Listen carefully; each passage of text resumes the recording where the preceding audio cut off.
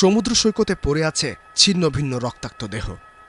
সমুদ্র তীরে অবসর কাটাতে এসে কে ভেবেছিলেন এমন দৃশ্যের মুখোমুখি হতে হবে? বন্দুকধারীদের অতর্কিত হামলায় হতবিহ্বল চারপাশের মানুষ। এমন মর্মান্তিক ঘটনা ঘটেছে অস্ট্রেলিয়ার সিডনির জনপ্রিয় বন্ডি সমুদ্র সৈকতে। রোববার স্থানীয় সময় সন্ধ্যায় ইহুদিদের হানুক্কা উৎসব উপলক্ষে সৈকতে আয়োজিত একটি অনুষ্ঠানে শত শত মানুষ উপস্থিত ছিলেন।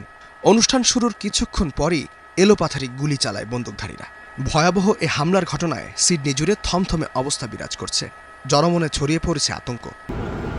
প্রত্যক্ষদর্শীরা জানান, হামলার কিছুক্ষণ পরই দ্রুত পুলিশ ঘটনাস্থলে উপস্থিত হয়।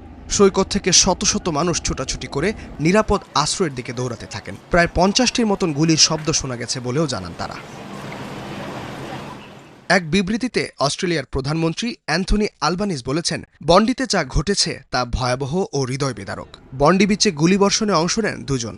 এ পর্যন্ত অন্তত 10 জনের মৃত্যুর খবর নিশ্চিত করা হয়েছে, যাদের মধ্যে একজনকে হামলাকারীর একজন বলে মনে করা হচ্ছে।